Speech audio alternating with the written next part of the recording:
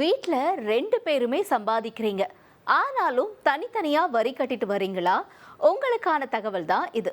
அதாவது திருமணமானவங்களா சேர்ந்தே வரி கட்டுறதுக்கு புதிய திட்டத்தை அறிமுகப்படுத்த ஐசிஏஐ மத்திய அரசுக்கு பரிந்துரை செஞ்சிருக்காங்க. வரக்கூடிய பட்ஜெட்ல இந்த திட்டம் அறிமுகம் செய்யப்படுவா. அப்படி செஞ்சா வரி செலுத்துற தம்பதிகளுக்கு எப்படி பயனுள்ளதா இருக்கும், இதுல இருக்க நடைமுறை சிக்கல் என்ன அப்படிங்கறது பத்திலாம் நியூஸ் டீப் டைவ்ல நாம விரிவா பார்க்கலாம்.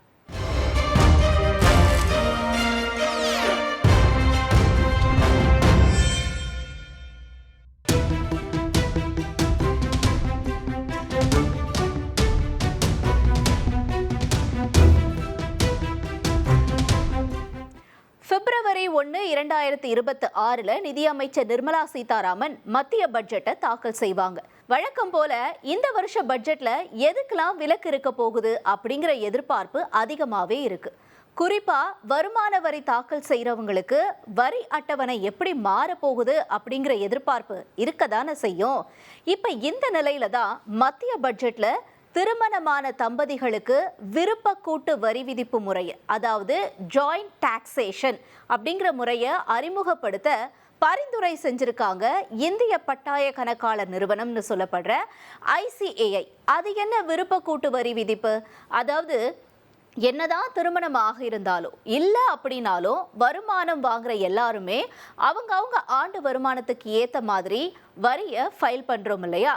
இனி வரக்கூடிய காலங்களில் கணவன் மனைவியா இருக்கிறவங்க ரெண்டு பேருமே சம்பாதிக்கிறாங்க அப்படின்னா தனித்தனியாக வருமான வரி செலுத்தாம சேர்ந்தே வருமான வரி செலுத்துறதுக்கான திட்டம் தான் இந்த விருப்ப கூட்டு வரி விதிப்பு, அதாவது ஜாயிண்ட் டாக்ஸேஷன் அப்படிங்கிறது. இந்த திட்டத்தை 2026 மத்திய பட்ஜெட்ல அறிமுகப்படுத்த the institute of chartered accountant of India பரிந்துரை செஞ்சிருக்காங்க. ஐசிஏஐ இந்த திட்டத்துக்கு என்ன விளக்கம் கொடுத்திருக்காங்க அப்படின்னு பார்த்தோம்னா, அதாவது இப்போ இருக்க வரி முறைப்படி நம்ம எல்லாருமே நம்ம வருமானத்துக்கு ஏற்ற மாதிரி எப்படி முறையாக வரி கட்டுறதுன்னு தெரியாமல் தனித்தனியாக வரி செலுத்துகிறோம். என்னதான் நம்ம வருமானத்தை மொத்த குடும்பத்துக்கும் செலவு செஞ்சாலும் சரி, ரெண்டு நபராக சேர்ந்து வீட்டு செலவுகளை செஞ்சாலும் சரி, அது எல்லாத்தையும் பொருட்படுத்தாமல் வருமான ஈற்ற தம்பதி தனித்தனியாக வரி செலுத்துகிறாங்க. அப்படி தனித்தனியாக வரி செலுத்துகிறப்ப ஐடிஆர் ஃபைல் பண்ணுறப்ப வருமானத்தில் எக்ஸம்ஷனு, ஸ்லாபு அண்ட் டிடக்ஷன் இதெல்லாமே இருக்குது. ஒருவேளை இந்த ஜாயிண்ட் டாக்ஸேஷன் திட்டம் பட்ஜெட்டில் அறிமுகப்படுத்தினாங்க அப்படின்னா தனிநபர் வருமான வரி செலுத்துறதுல குறிப்பிடத்தக்க மாற்றத்தை கொண்டு வரும் அப்படிங்கிறது ஐசிஏஐ தரப்புல சொல்லப்படுது. ஆனா இது எப்படி தம்பதிகளுக்கு உதவும், இதுல இருக்க சாதக பாதகம் என்ன அப்படிங்கிறத பார்க்கலாம். முதல்வன் குடும்பத்துல ஒருத்தருக்கு மட்டும்தான் வருமானம் வருது, மனைவி இல்லத்தரசியா இருக்காங்க அப்படின்னா, உதாரணத்துக்கு வருமான வரி சட்டத்தின் கீழே ஒரு குடும்பத்துல இருக்க ஒவ்வொரு உறுப்பினரும் தனிப்பட்ட முறையில் அடிப்படை விலக்கு வரம்பு 4 லட்சம் அப்படிங்கிறது இருக்கு. இது விருப்ப வரி சலுகையின் கீழே 2.50 லட்சம் வரைக்கும் நாம உரிமை பெற முடியும். ஜாயிண்ட் டாக்ஸேஷன் முறையில் ஃபைல் பண்றாங்க அப்படின்னா லோவர் டாக்ஸ் லைபிலிட்டி, அதாவது குறைந்த வரி பொறுப்பு அப்படிங்கிறதுனால கம்பைன்டு எக்ஸப்ஷன் மூலமா வரி சுமையை குறைக்க முடியும்னு சொல்றாங்க. அதாவது தனிநபர் வருமானத்தை குடும்ப உறுப்பினர்களுடைய கைகளை மாற்றி நம்ம வரியை செலுத்தலாம் அப்படிங்கிறது ஒன்று. இது ஒரே ஒருத்தர் மட்டும்தான் அந்த குடும்பத்தில் வருமானம் ஈட்டுறாங்க அப்படின்னா அவங்களுக்கு இது பொருந்தும். ஒருவேளை ஒரு ஆவரேஜான வருமானம் வாங்குற தம்பதி இருக்காங்க ஒரு குடும்பத்தில் அப்படின்னா, அதாவது ரெண்டு பேருமே ஏர்ன் பண்ணுறாங்க, ஆனால் ஒரு குறைந்த வருமானம் தான் இருக்குது, அது டேக்ஸ் கட்டுறதுக்கான அந்த ஒரு முதல் படியில் தான் இருக்குது அப்படின்னா இவங்க இந்த ஜாயிண்ட் டாக்ஸேஷன் முறையை பயன்படுத்துகிறாங்க அப்படின்னா ஹையர் பேசிக் எக்ஸம்ஷன் அப்புறம் ஸ்டாண்டர்ட் டிடக்ஷன் இது ரெண்டுமே அவங்களுக்கு கிடைக்கிறதுக்கான வாய்ப்பு இருக்கும். அதாவது அதிக அடிப்படை விலக்கு பிளஸ் நிலையான விலக்குகளிலிருந்து பயன்பெறலாம்னு சொல்லப்படுது.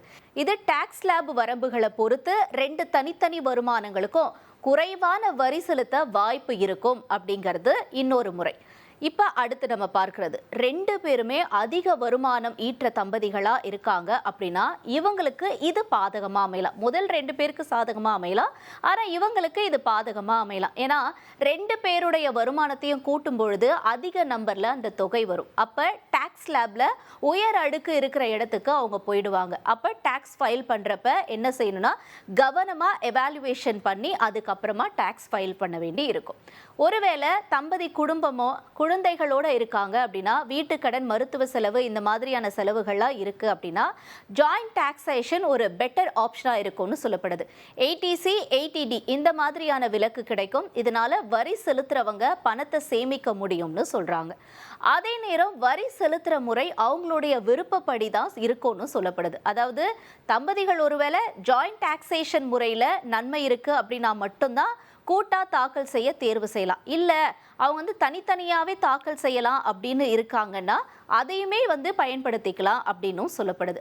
ஆனா இந்த ஜாயிண்ட் டாக்ஸேஷன் அப்படிங்கிறது நடைமுறைக்கு வந்தா இது எந்த அளவுக்கு சாத்தியம் அப்படின்னு தெரியல. ஏன்னா இடையில இவங்க சேஞ்சஸ் கொண்டு வருவாங்களா, இல்ல நிறைய விதிமுறைகள் இதுக்கெல்லாம் இருக்குமா அப்படிங்கிறது இப்ப வரைக்கும் கேள்விக்குறிதான். இதற்கிடையில இந்த முறைக்கு ஐசிஏஐ வரி அடுக்குகளை மறுசீரமைக்கவும் முன்மொழிஞ்சிருக்கு.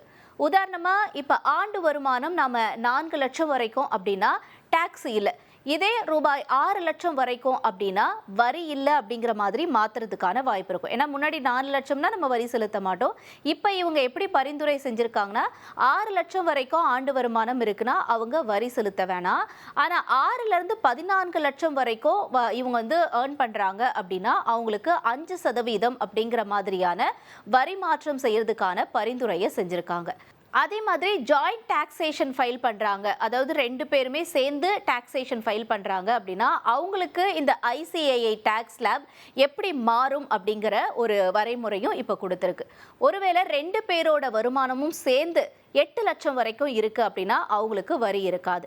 ஆனால் 8 லட்சத்துக்கு மேலே 16 லட்சத்துக்கு கீழே இருக்காங்கன்னா அவங்களுக்கு 5%, 16 லட்சத்திலிருந்து 24 லட்சம் வரைக்கும் இருக்காங்கன்னா 10%, 24 லட்சத்து 1லேருந்து 32 லட்சம் வரைக்கும் இருக்காங்கன்னா 15%, 32 லட்சத்து ₹1 40 லட்சம் வரைக்கும் இருக்காங்கன்னா 20%, 40 லட்சத்து ₹1 48 லட்சம் வரைக்கும் இருக்காங்கன்னா 25%, 48 லட்சத்துக்கு மேலே சம்பாதிக்கிறாங்க 2 பேரும் சேர்ந்து டாக்ஸ் ஃபைல் பண்றாங்கன்னா அவங்களுக்கு 30% அப்படிங்கிறது இந்த வரி இருக்கும். இதே மாதிரி கூடுதல் வரி விதிப்பு முறையிலையும் மாற்றத்தை கொண்டு வர பரிந்துரை செஞ்சிருக்காங்க. வருமான வரி மீதான கூடுதல் வரி அப்படிங்கிறது அதிக வருமானம் ஈற்றவங்களுக்கு இது பொருந்தும். இதுதான் கூடுதல் வரி. இது வருமான வரியினுடைய சதவீதமா கணக்கிடப்படுது. இந்தியாவில் எவ்வளோ அந்த சதவீதம் இருக்குன்னா 10%, 15%, 27, அப்புறம் 37 இந்த மாதிரியான கூடுதல் வரிகள் விதிக்கப்படுது. இது தனிநபர்கள் இல்ல HUFகள் இவங்களுக்கு தான் பொருந்தும் அப்படின்னு நம்ம எடுத்துக்கலாம். அதாவது 50 லட்சத்துக்கும் குறைவான வருமானம் வாங்குறவங்களுக்கு இந்த கூடுதல் வரி கிடையாது வருஷத்துக்கு.